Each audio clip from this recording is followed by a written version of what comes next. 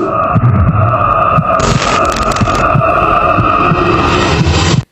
Babbling Heads podcast.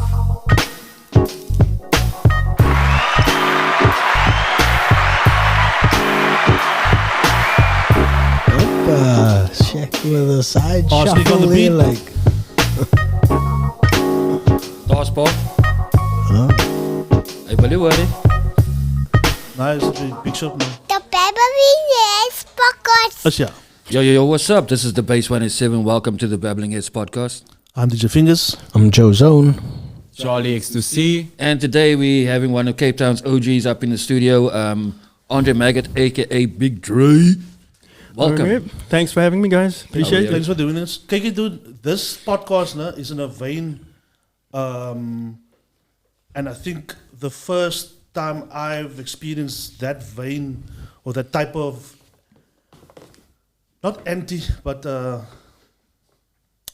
sub mainstream. Yeah. It's the first time I saw it happening from Cape Town. I would say it started with hip hop, and this first time in media I saw it on Bush Radio, the Hedome show.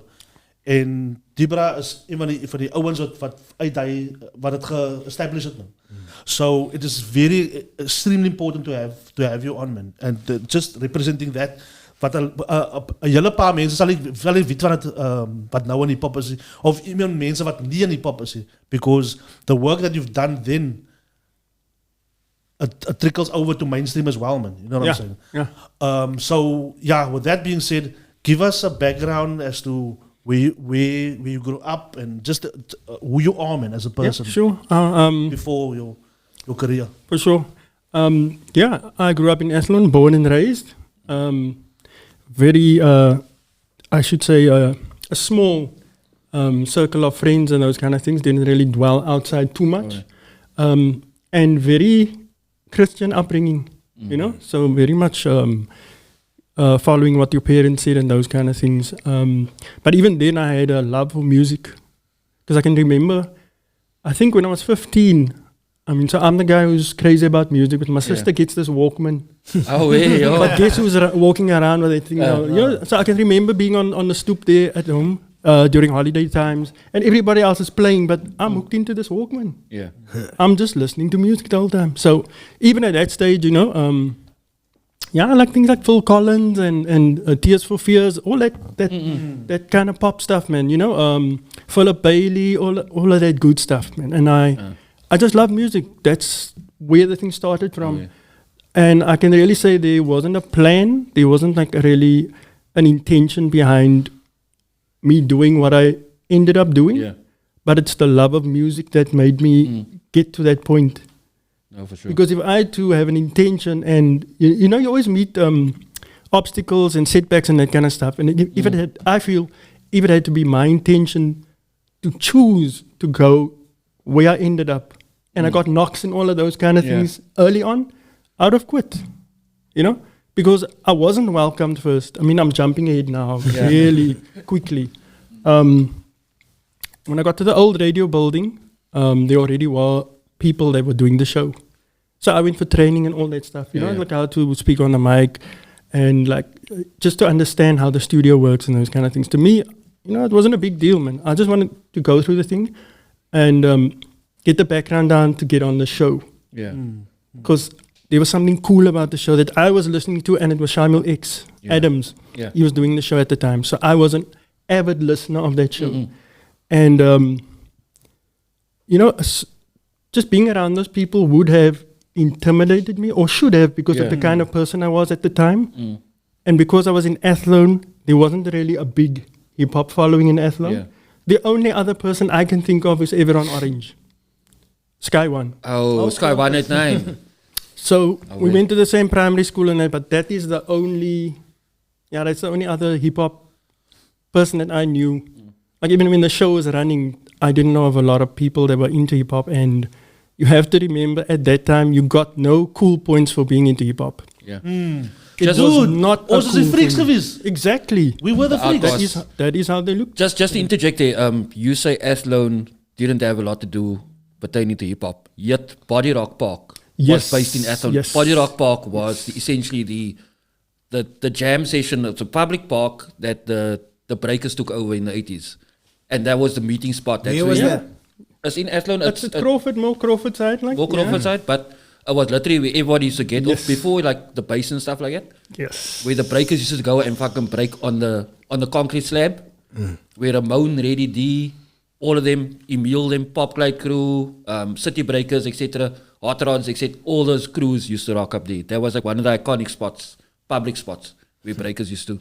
But that's Athlone. Yeah, thanks, so Athlone has thanks history. for mentioning that. That was really big, and even at the high school that I was at, there were like a few breakers that were good, and they all What high school was that? that was Spacebone at the time. Okay.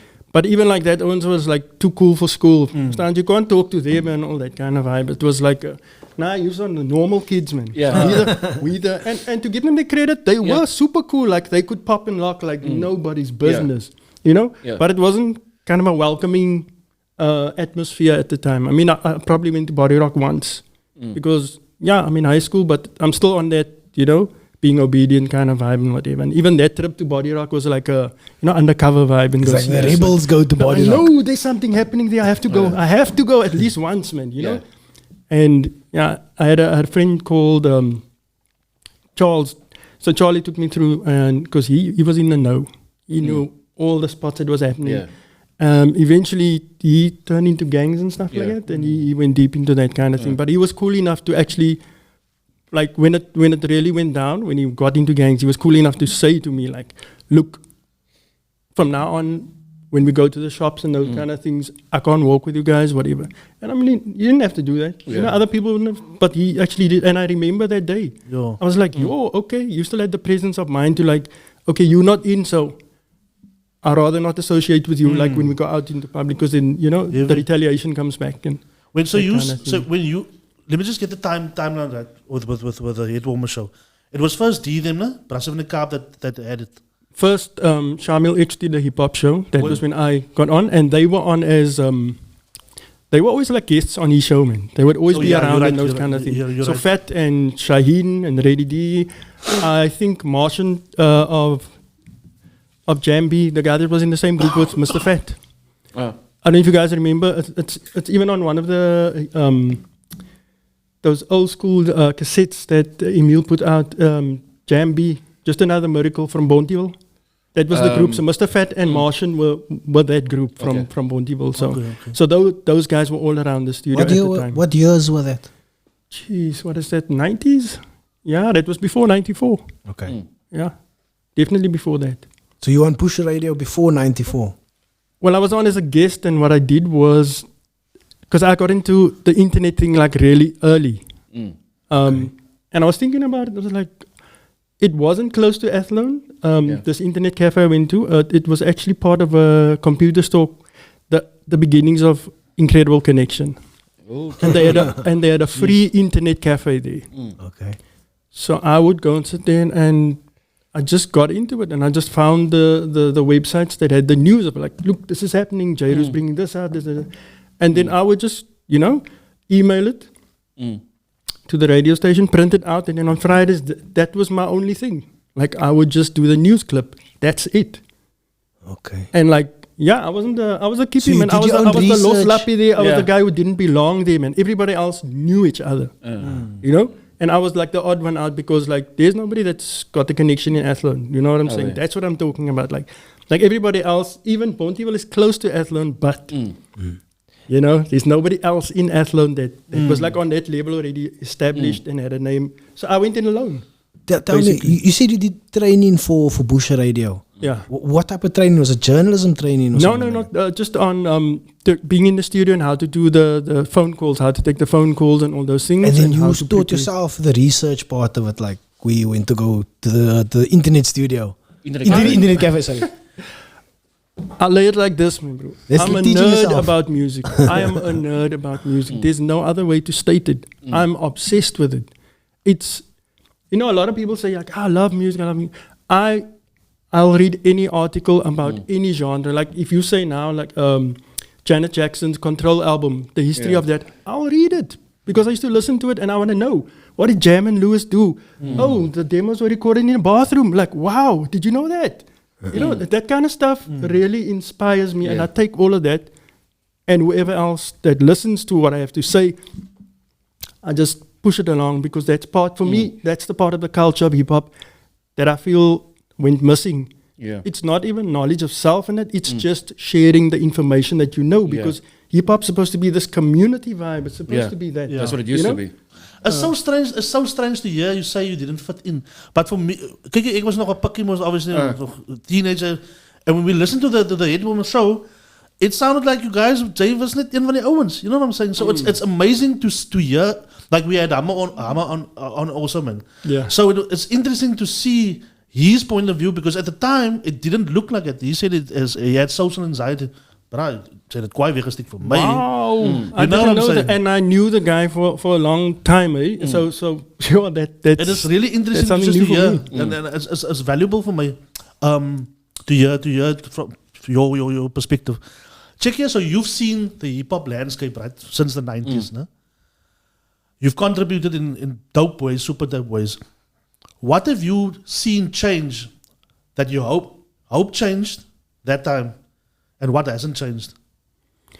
Good or bad? Okay, yeah, no, I can lay it on the line. Like the kids are much more self-confident. They're much more self-confident, and I have I talk about to Natasha. I talk to her all the time about the different perspectives of the kids of nowadays and those back then, because to a certain degree it hasn't. Natasha April, that's my life partner. She's the mom of my kid Kai, and that's my unit. That's the people that keep me strong. You know, so I speak to her all the time about it, because I unpack the stuff, because I reflect. Yeah. And I try and really get a good sense of what really was happening factually instead of my bias, man. Yeah. Because now I realize, I had a bias. Maybe I had a bad experience with someone. Now I color that memory that way, man. So I like put myself in check and say, well, did it really go down like that? Or is it because of the experience you had with such and such? So I see that the kids nowadays, they are really self-confident. They might not be, in my opinion, the most talented, but there's so many facets to having a career in music. Yeah. It's not just about creating the music. Yep. And that's what our generation kind of missed out. There wasn't development in our era. There was no artist development. Maybe you can say two generations later, like the thing that Razano had at Purple Turtle, that was development, remember, like for live shows. Yeah. Like some of the people that walk through there are now established, but I remember I got the photos. Just break down what it did with that. You say it was just, let's give him props as well. Yeah, no, for sure. Razano had this thing every Thursday at Purple Turtle, where it started at 9 and then it ended like around about midnight or something like that. And it was just live performances by artists that you didn't know and what you knew.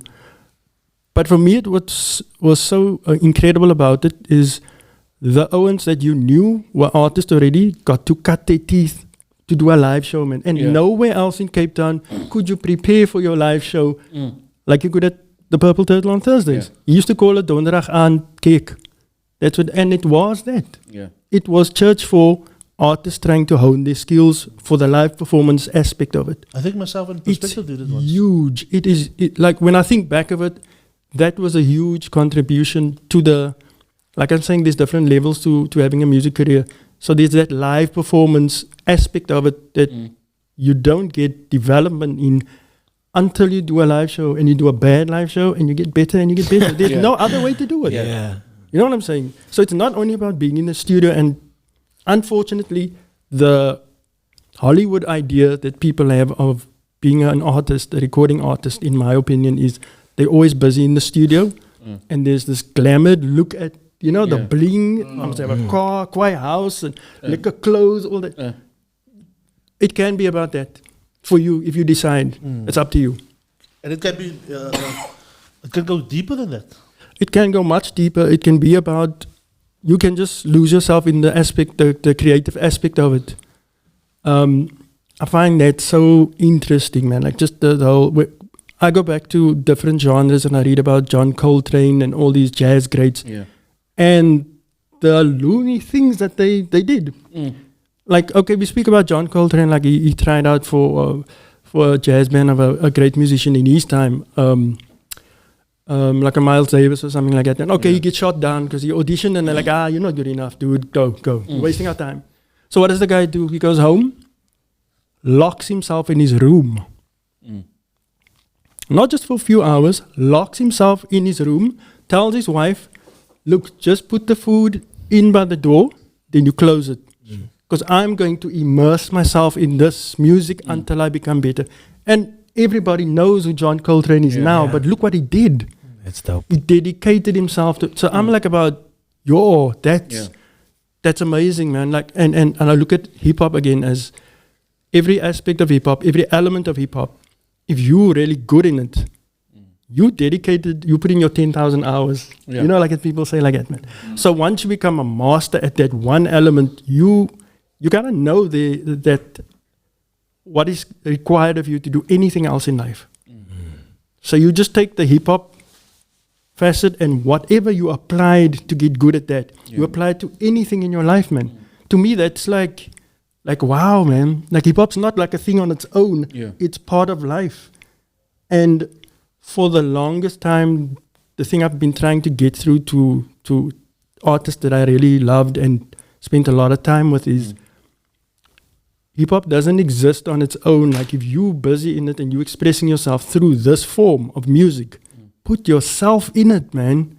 Like don't worry about if it doesn't sound like Ninth Wonders beats or Dr. Dre or put your spin on it, man. And there's not enough.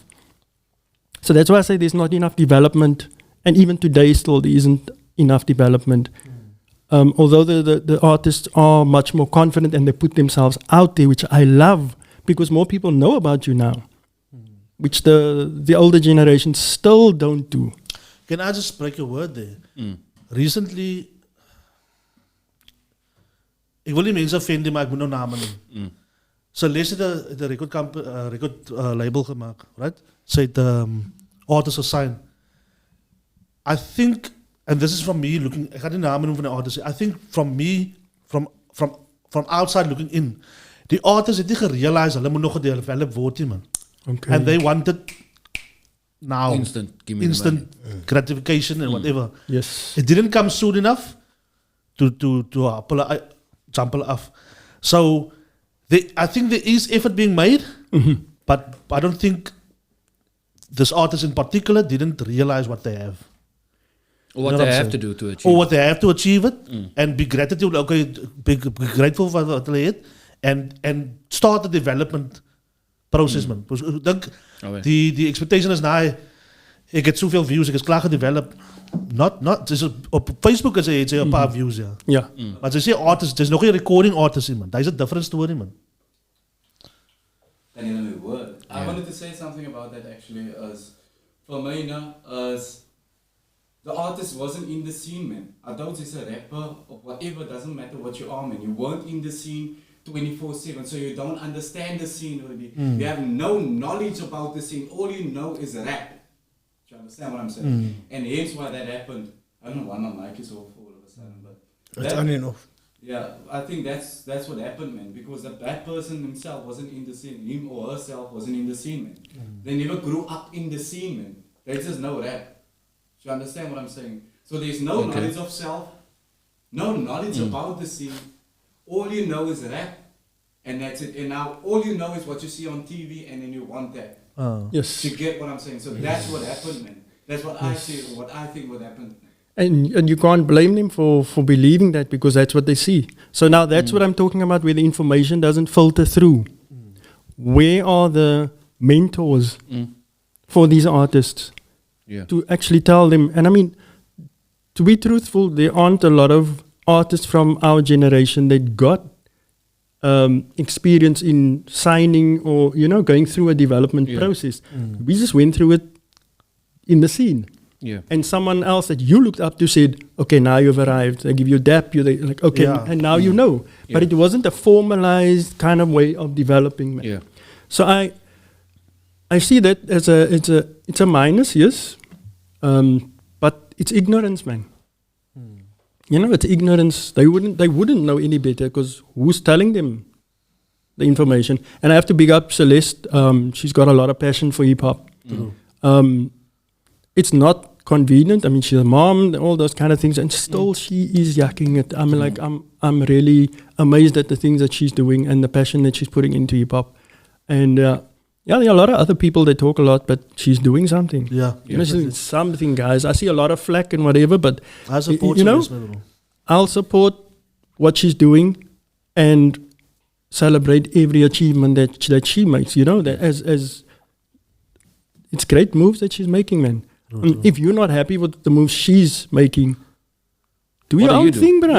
Yeah. Why are you so worried about what she's doing? You know, like why is it picking at you so much? Like, then you do something, bro. Don't be sour about it because you're sitting there in your comfort zone doing nothing. She's actually making a move. She's taking a step, putting herself out there, and even though she gets a lot of flack, she still keeps on going. So, big up to her, man. There's an old adage that I use a lot, and it's basically says dogs don't bark at parked cars. But the moment you start moving in this industry, everybody's got something to say. But like Kiki, there was the iconic compilation that Slaggeester made, was called Ons Beweeg. And that track for me, and it like featured like some of the top, I think this is prior to Broederbond, but it featured some of the top MCs in Cape Town, up until including Isaac Mutant, etc., Orkaan, them all.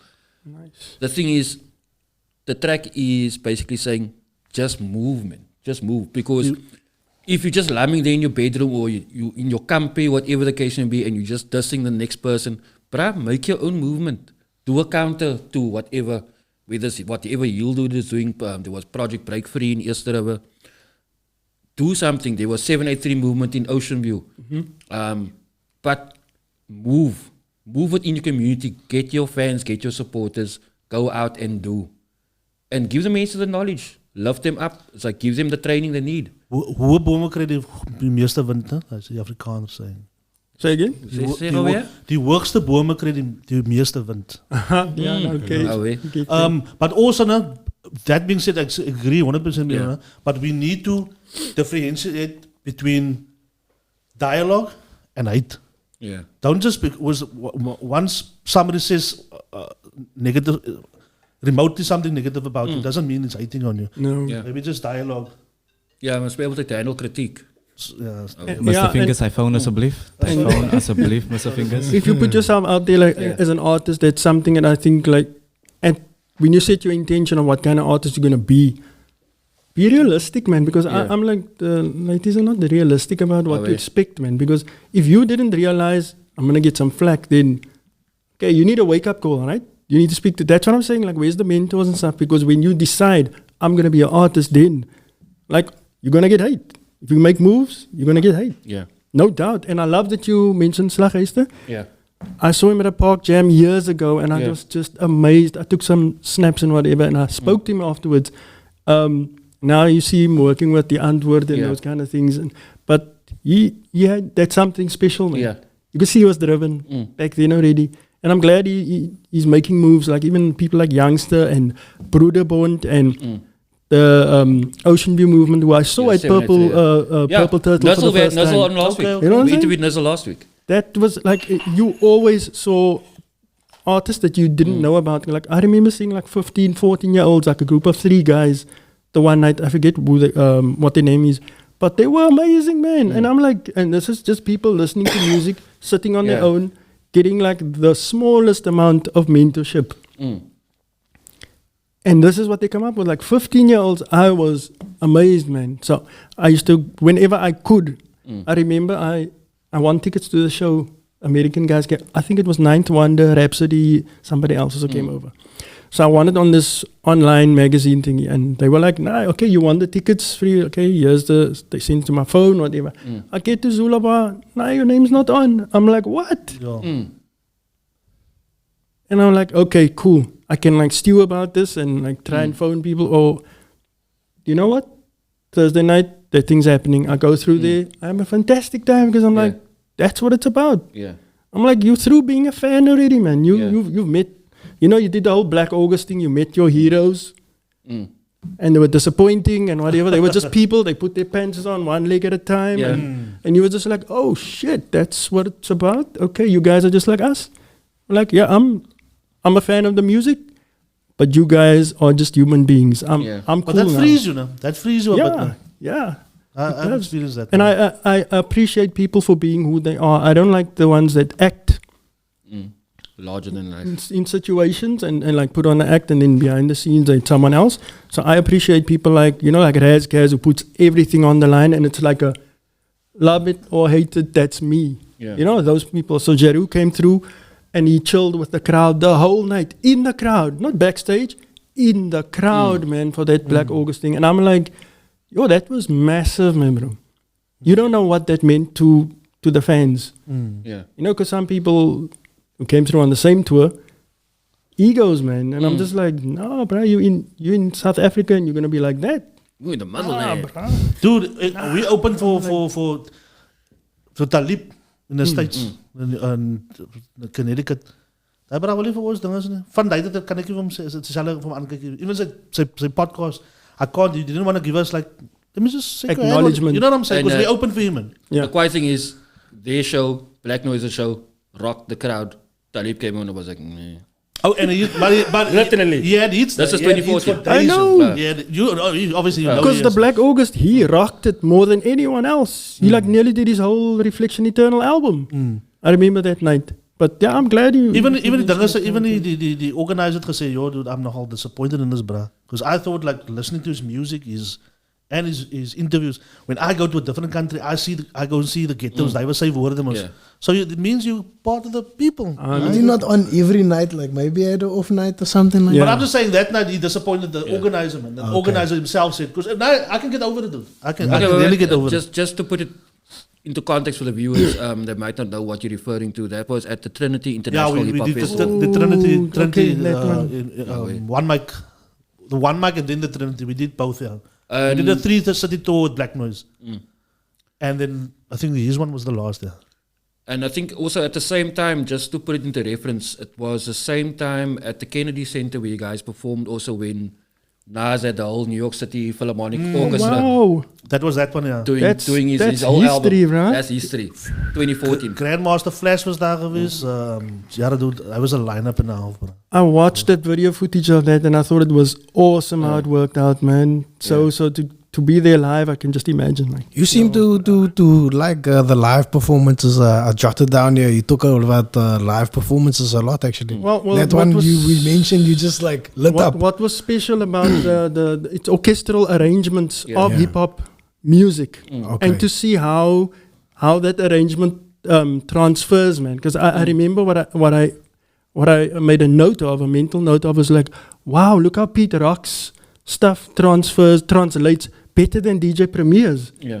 I was just like, wow, man. I didn't realize how musical Pete Rock's arrangements were until it was taken to an orchestra, because then there were like pieces for every part of the orchestra to play out, and I was like, wow, man. But isn't that based also upon like the years, like between what period? Because I know like once told me between the 2010 to 2020 or 2000 something like that, things became more melodic, as it was first boom bap beats like in the beginning, and then they started adding more melodies to hip hop. So could be based on that, maybe adding that orchestral feel to it. Like. Yeah. But just remember that both guys were sampling and both had a nice ear. Like Premier was on the jazz thing. Pete Rock was known more for the horns, the horn section snippets he used to take. But like for me, I was a huge fan of Premier because it was more, the drums were like more hard, man. Like that was the thing for hip hop for me, was like the drums. And see what I'm saying about the different aspects of hip hop is like, now we're going to production, now you break down production into drum beats first of all as the backbone of something. 808s. Then the 808s, then you got the samples, and you got each aspect of hip hop you break down into, and I'm still interested in all of it. Yeah. Premier was man. more stabby with his productions now. Like say his samples. Where I would say Pete Rock was more melodic with chopping a sample up to make a different tune, but it's still It's still, it Okay, can still be played. Okay, I'm not going to dispute that with you. I'm saying like, in Like my- you said, my opinion. dialogue versus criticism. So, okay, But let it's me put been- this one to you. Kick in the Door, Biggie Smalls, Dun, Premier dun, Production.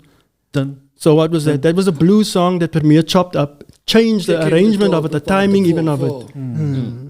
And it was even taken into a kwaito norma here at home.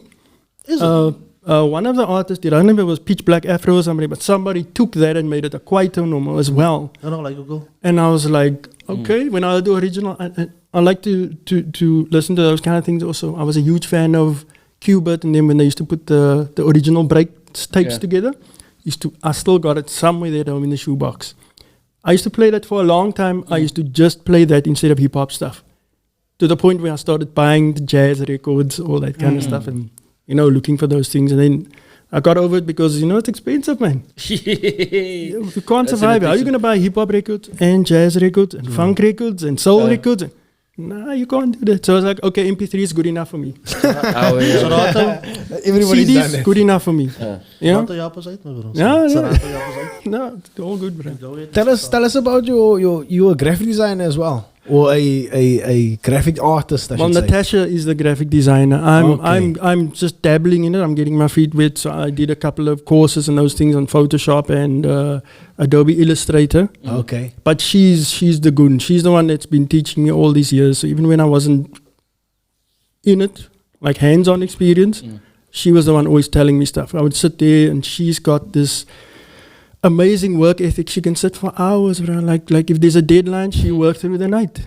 Yeah, that's I'm a graphic like- designer. What graphic designers do. And meticulous, man.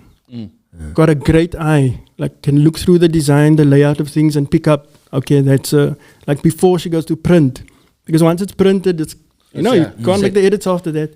She picks up all these things, and I'm just like, you spend hours doing the design, then you still like at an agency you'll have someone else that you send it on to, and they look over it. Yeah, proof checker. She proof checked her own stuff, right? Like so. Yeah. She's the one that taught me a lot about design and layout.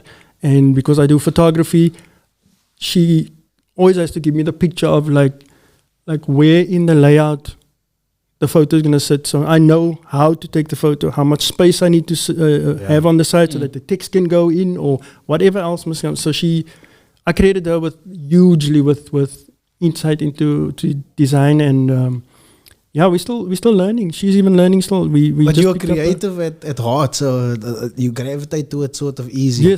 Yes, I do. And if I look at a lot of like the ones I look at now, because I don't just go on names. I look at a lot of bedroom beat makers and things. Yeah. Like I tell you, I'm a nerd at heart, so I'm like looking for that people I don't know, the sounds I don't know, and if I find it, I stick with those guys, man. And then you find out the beat maker is a photographer or is a graphic designer or they're multidisciplined, man. Most people overseas, multidisciplined. But I'd say also most people if you Creative. like going back to first, second, third generation hip hop in South Africa, a lot of those b-boys or MCs etc. are multidisciplinary within the realms of the hip hop elements. Yes.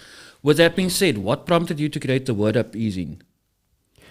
Just what we're talking about. Like there's local artists not getting enough attention at the time. And we just wanted to bring attention to like the quiet things that we are capable of. Like just going back to what Nantal said about being disappointed by the international people and those kind of things. And something that Hammer told me like a long time ago, like at Ghetto 3000, like he played back the tapes, our tapes. He recorded our sessions, the sets we played as DJs, and he was like saying, like, now listen to your set next to like a DJ Kofi from the UK or anybody else that you played next to. He's like, there's no difference, dude. Like, there's no difference. That was like his small way of just uplifting. So that was my contribution again to like, see, there's a missing piece. I can do something there, man. And I'm glad you asked about the Word Up thing because we're about to start that up, but in a different way. It's going to be more like What was the Word Up for those that don't know? It was a Electronic magazine.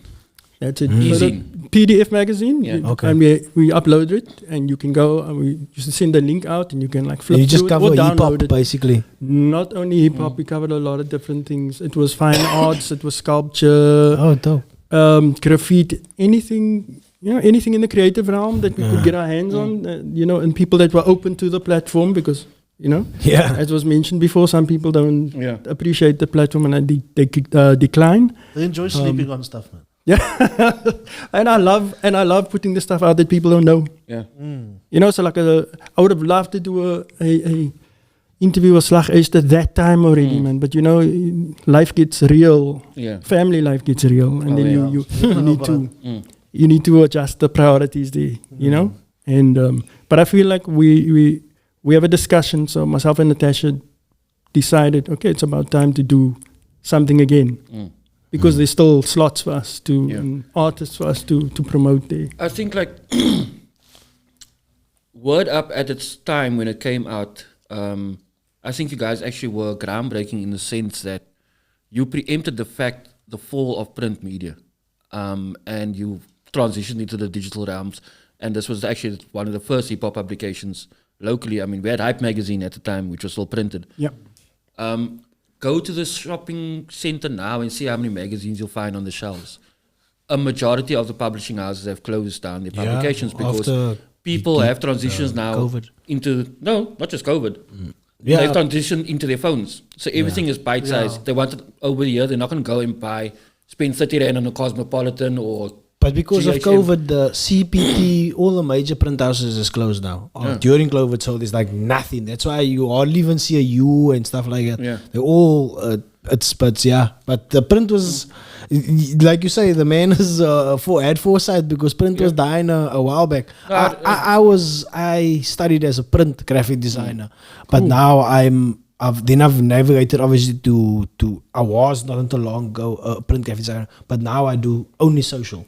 Okay. Only social. I work for a home choice. I only do social, and it's. So if you look at it from, I'm now working 20 years now. From the start of when I was working, it was only print. Yeah. Now it's only, I don't touch print anymore. I only do digital. So and I'm glad you mentioned that it's because that's now a different delivery system. I mean, we had like a PDF thing that they could, and there was a site where you can upload it for electronic magazine. Issue was the site. But I'm glad you're speaking about that because, like, I feel the delivery system has to change, even though it's electronic. Yeah, it's got to be bite-sized, man. Yeah, because when people are on their phones, you got to steal their attention right there. They're not gonna read a paragraph. No like way. 15 seconds. That's the frustration that we have here with this podcast. I was thinking the same thing. Because we give in like information and it's an hour long information, but people want it as bite size. Like so, it's a little bit we trying to get that information out there, but there is a little bit of a struggle that people wanted like smaller clips and something like that. But we sort of need to encapsulate the whole conversation to get our point across because we don't want to be misconstrued in any way, like you know what I mean. Well, the thing that I'm looking at is that the thing that gets you to click, man. That's all you need. That's what you need. That's the thing you need. That's the bite. Clickbait. You just need that the thing that's gonna make them like your headline or whatever that gets people to like okay. And if they're more interested to see the longer form thing, of course you should have it. It's a discussion that myself and Natasha had. It's like I don't see people wanting the long form articles anymore, but I'm one of the people that will click if I'm interested. All you've got to do is get my attention from that feed because people just want to scroll. So it's got to be something that stops you in the scroll. Be small enough. Yeah. Be small enough to get your attention. It's like, okay, that's interesting. And then you got the link to the long form. So that brings upon the conversation of ethics and stuff like that. Because we could easily like name this like we're talking about like a controversial topic. You know what I mean? And then people will sort of clickbait on it. But we try to sort of keep it ethical, do the right thing, not cover controversial topics. I mean, we talk about AKA once now, and then we name the thing. Talking about AKA, it'll sort of generate a lot of views. So there's always that ethics part of it. You know, we want to be ethical in this modern market, but how do we navigate that? And we want to put out a good product, as I know we are doing, but our numbers could be better. I think like.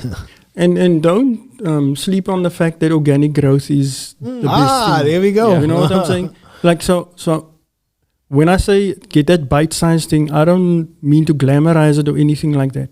But essentially, I'm saying you have a quiet headline. Doesn't have to be controversial, but put a spin on it that's kind of different, man. Just look at and follow the people that you would read. See what they write, how they write the headlines and those kind of things, man. There's so much to unpack about social media. People think it's easy, but if you want to get the end result you've got to actually have a plan. Yeah. It's got to be a marketing plan. There's got to be a schedule for things that you're gonna talk about. Your posts have got to be pre-sorted. It's got to be like that. Otherwise, you get something else. Yeah. We start off getting there now. We drop in once a week, on a we drop in once a week, so we sort of get into that place now. But I know what you're saying, like getting that headlines or hashtags, your everything, like tick all your boxes basically. Yeah. And I'll tell you, like something as small as a hashtags makes the world of difference. Sort that out, bruh. Like that's the difference between people seeing your post or not. Like especially on Instagram, because now Facebook's got a different algorithm, and the 4,000, 5,000 people that you built up over the years, you can't even get into their feed because of the algorithm. I mean, like that's not ethical, but like I built it up after all these years. I can't speak to my own people I built up. That's my tribe. Why not? Yeah, because of the algorithm, and you post it out there, but the amount it's minuscule. The amount of people. So like if you got a 4,000 followership, something like 2% will see it. Serious. Because of the algorithm. And it's also like how who you interact with on like, so if I'm clicking on links post, so I'll see links posts. If I'm liking somebody's post, I will see that in my feed.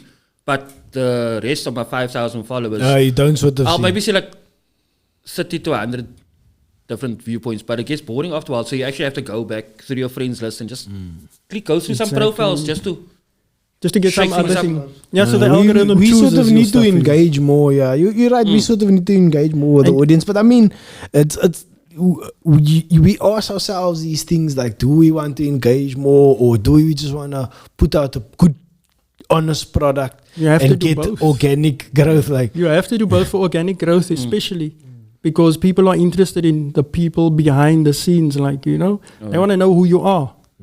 Check guy it. that's here, you've got to put like time, but it doesn't have to be like this slog, man. It doesn't have to be the slog if you plan it. Then you spend 20 minutes to half an hour on so that's what I do. That's all I do. Like I pre-schedule my content, and then it goes off when it needs to go off, and I only do like half an hour a day, if that, with the people that I pay attention to. Like if you're good in beat maker, or if it's like EJ, and I'm like seeing her, you know what stuff she's putting out, her tutorials, talk to her and stuff like that, or like this stuff, or reshare this stuff. Then I'll connect with them and I'll add. I think maybe we can do that. Share other people's posts on Babbling Heads. You guys are 5 in the studio already. Yeah. So if one post goes out, each one of you needs to like it within the first 2 minutes. Yeah. Because that's how that Instagram algorithm works. Like, so if each of you clicks it once, it's already activity within the first 2 minutes. It goes up.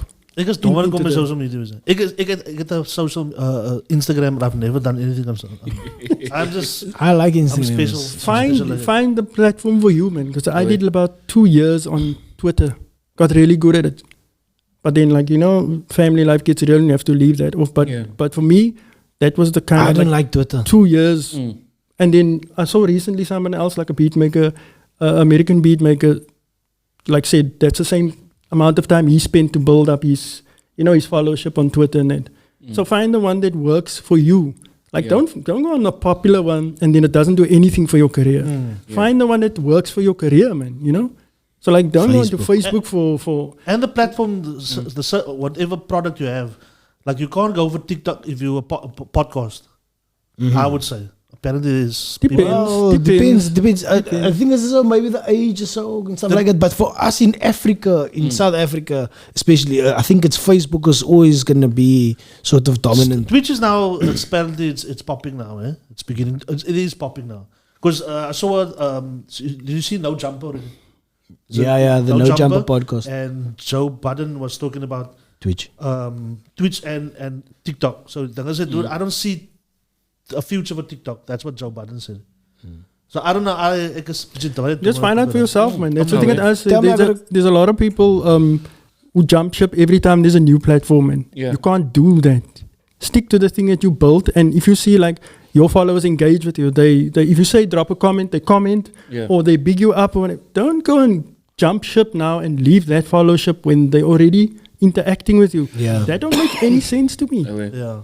You can have both, yes, if you got the time, or you can just stay where you are. Double down on what's good for you. Okay. You know, we look at what somebody else is doing and we kind of leave, and we might just be so close to getting a breakthrough that we need. Okay. But now we jump ship because like, somebody else is, so we're going there. We started on YouTube and we moved to Facebook, but I still upload to YouTube as well. So we'll do the both. YouTube's huge, man. Keep it there.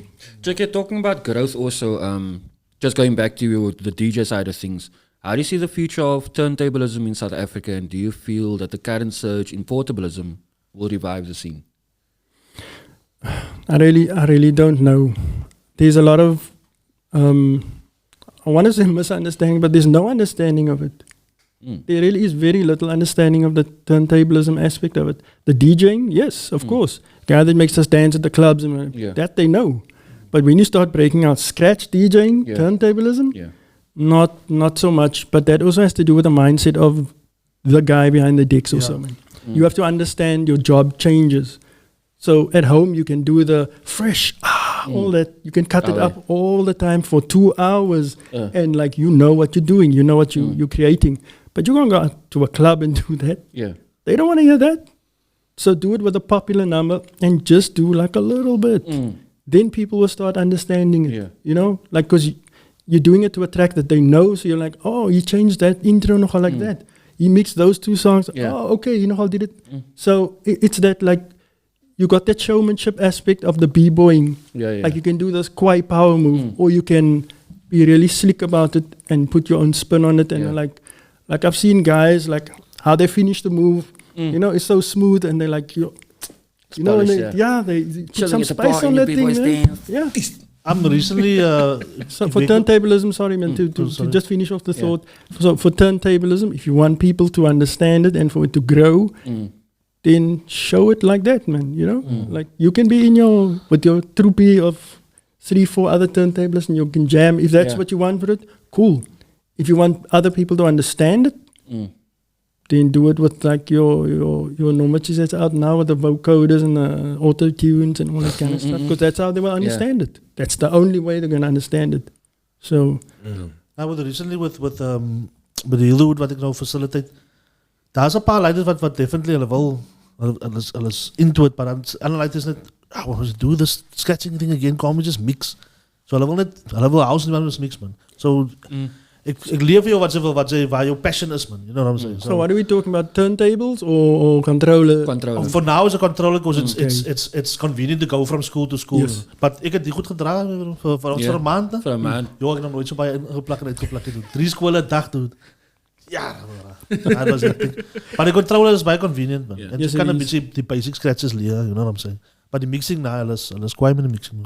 Okay, well, that's cool. For me, the turntablism aspect of it was kind of hard, man. It was hardcore because we didn't have YouTube and you couldn't just YouTube and like see, okay, that's how to do scratch. For me, it wasn't Serato. You had to count the beats literally in your head. It's like that kind of like for me came naturally, but I understand for some people like just counting bars was like an issue. Yeah. And like when I heard that, I was like, oh, that's when I started like you need to break things down into smaller aspects of what if you're talking about, like an MC needs to count bars to write 16 to know that's a verse, you know, and then that's one of the things, like when somebody spoke to me about they don't know how to count bars, I was like, I'll learn how to count bars just by listening to the tracks. Yeah. But like because I was a nerd and listened so much, I kind of, the time signature with like how long a 16 bar was, I could count it from the beat flowing. It's like, okay, there's the 16. But I didn't like go and learn it, you know, but those are the things that you have to, that's the kind of thing you have to develop. Yeah, the ear. Because somebody can write so quiet, but they can't write 16 bars, and other verses like too long. And so writing aspect, the songwriting aspect is so overlooked because there's flow. But there's songwriting, there's that intention of I'm writing about this topic and I'm going to do it this way and I'm going to talk about these aspects of it. There is, people don't understand this intention behind it. They think, oh, it's just take a piece of paper and scribble or just freestyle. But even if you listen to a guy like Redman who's crazy, there's intention. He set that up to sound that way. Structure. And like for me, being the super nerd I am, I always used to go through the credits, like who wrote stuff, who composed stuff. So like now when people talk about ghostwriting, I'm like, that's not ghostwriting. His credits were in the inlay of the album. That's not ghostwriting. You know? Like with like Dr. Dre, there's a guy called J Flex, and like he didn't ghostwrite. His credit was right there. Look on the album, man. You know what I'm saying? So, and realize what all and who all contributed to the great content in hip hop. Exactly. You know, because songwriting and musicianship from day one, bruh. Like sometimes I think hip hop went wrong with the first track that was recorded. Because what was it? Who people remember? Sugar Hill Gang. There we go. And what were they? Bouncers. And who was the original writers of that song? Cold Crush Brothers. Yeah. So Sylvia Robinson was some people call the Robinson. Robinson, yeah. So she did the first recording and those were the guys. But they were like bouncers at a club. They were not. But people remember that name. So there's that aspect of hip hop about like untold stories that for me is interesting. And there's such a lot of stories about Cape Town hip hop that were not told yet.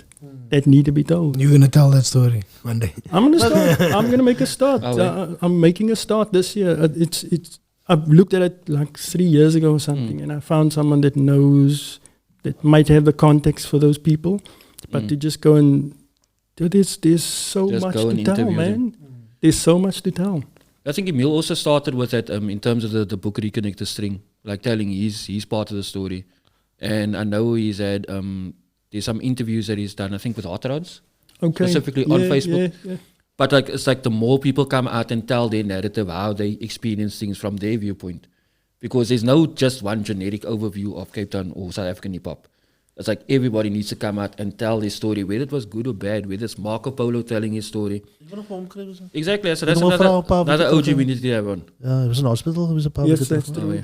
I'm glad you spoke about the story, and I remember being at a meeting where Emil was actually punctuating that point, like saying, don't wait until you have a degree to start telling your story. Yeah. Because, you can't wait that long. You got to tell your own story. Don't wait for other people to come. But there's a book that I read about DJing. It's called Last Night the DJ Saved My Life. And there's a piece in there. There's a piece in there that talks about how when an incorrect story is told many, many times, people think it's the truth. Yeah, exactly. You know? And I know that there was, before rapping, there was a story of Cape Town hip hop, and it started with b-boying. So I want to know more about. I'm glad that Emil did the interview with Hot Rods and those, because those were the things, those are the names that came through, like the time of Body Rock and those kind of things, you know? It's like immediately when you say, I'm in high school, and I'm like, yo, and the owners used to talk about Hot Rods, and they were you know? No, my cousin was with Ballistic, Alistair Cotty, Shaq's brother. Okay. He was a b-boy with him, and I never knew he was a b-boy at the time, because I was staying in Namibia and we used to come down. But he was like more into gymnastics because he had the rings and everything in the yard. He's like, he used to practice heavily. And then only later on I found out, here's him and Aidan that runs Mike Hauser, Al Matambo. Yeah. They used to hang out there at the base and whatever. I saw some old school photos who I design and put up on the base Facebook page. And it's like, yo and I got family deep in the game already. Yeah, man, so those are the kind of stories I'm talking about, that pre the rapping and those kind of things, because those foundations were what helped hip hop to get where it is now. Yeah. And I'm so interested in that because I don't know that whole story, because it has never been told. Yeah. And that's before my time, you know, like I'm saying, I was in high school, 15 years old at the time. So I'm a lighty looking at these ones. It's so quiet, you know, but there's never been the background story of it. So cool, we need that to, and other stories to come out. Even the rap stories, there's only been certain rap stories being told every time. Let's get the other stories, man. You know? Cool. So but you've dropped a lot of knowledge on us today, and we actually, I think this has an opportunity to go like for much longer. But we'd like to have you guys, or like you and maybe your wife or your partner, just like to cover the graphic design side of things back on again in future. So yeah, from the Babbling Heads, I'm signing off. DJ Fingaz. JoeZone. Charlie X2C. Charlie X2C. Thanks, Drayman, for doing this, man. Thanks for having me, guys. Appreciate it. Cool, the base 187, I'm out. Away. Kan ons dit doen? Yeah. Drop Kan it. ek dit doen? Yeah.